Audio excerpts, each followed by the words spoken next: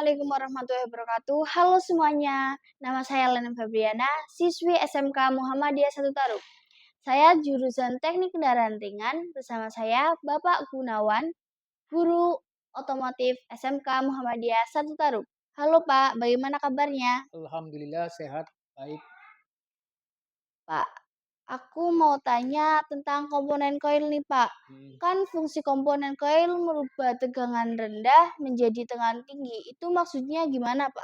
Oh iya, jadi akan saya sampaikan pembahasan kali ini yaitu kaitannya dengan komponen koil ya. Iya. Jadi pada sebuah kendaraan itu ada yang namanya komponen koil. Ya, nanti bisa saya tunjukkan. Ini ya, ini adalah komponen koil ya ini. Ini sebuah komponen yang tadi disampaikan oleh Mbak Lena, fungsinya adalah merubah tegangan rendah menjadi tegangan tinggi. Iya. Kenapa sih harus ada komponen koil? Mhm. Karena komponen koil itu adalah untuk memenuhi persyaratan busi itu bisa memercikan bunga api. Karena busi itu memerlukan tegangan yang besar untuk bisa memercikan bunga api.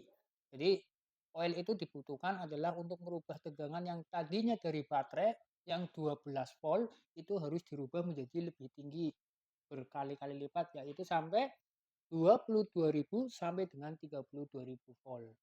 Berarti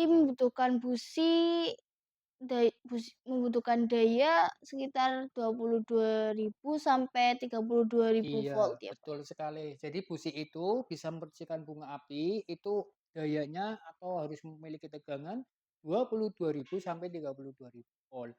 Kan baterai itu voltnya cuma 12. Mhm, Maka tegangan yang tadi rendah dari baterai itu harus dirubah menjadi tegangan tinggi. Ya, ini namanya komponennya coil. iya. Ya. Kemudian cara bekerja koil gimana, Pak? Iya.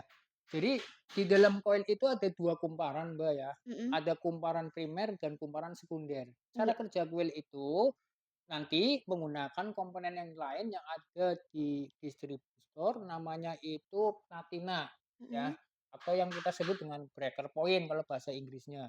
Kemudian ini nanti cara kerjanya adalah dengan memutus arus primer menuju massa. Bila mana arus primer itu diputus, maka di sini akan terjadi induksi tegangan tinggi yang akhirnya akan menuju primer kumparan sekunder kemudian melanjutkan ke busi. Seperti itu.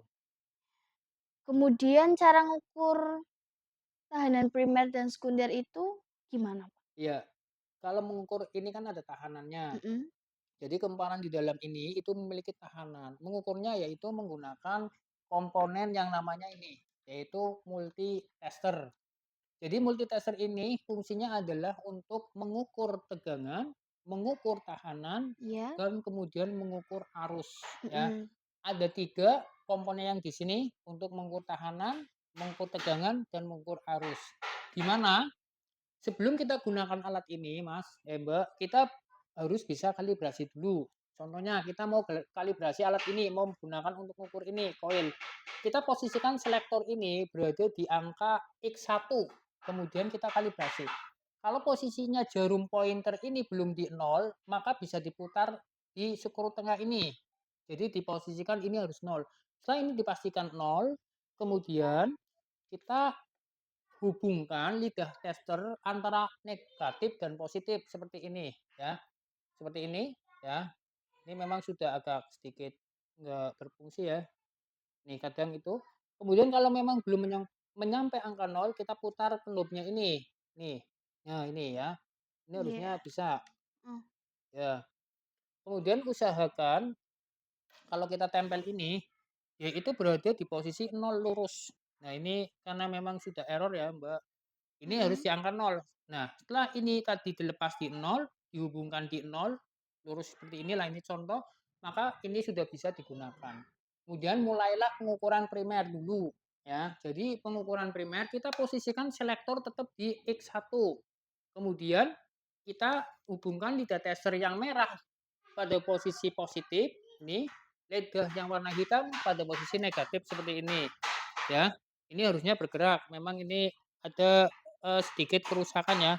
Seperti ini ya, ini harusnya bergerak ya. Ini caranya untuk mengukur tahanan primer. Kemudian untuk mengukur tahanan sekunder, kita rubah di X ini X1K Ini di X 1 kilogram ya, selektor berubah, diposisikan di X 1K, kemudian yang positif tetap di sini, yang negatif masuk sini, yang di atas. Iya. Jadi semuanya ada nilainya, nilai tahanan primer berapa, tahanan sekunder berapa. Nanti lebih jelasnya spesifikasinya ada di buku manual usernya.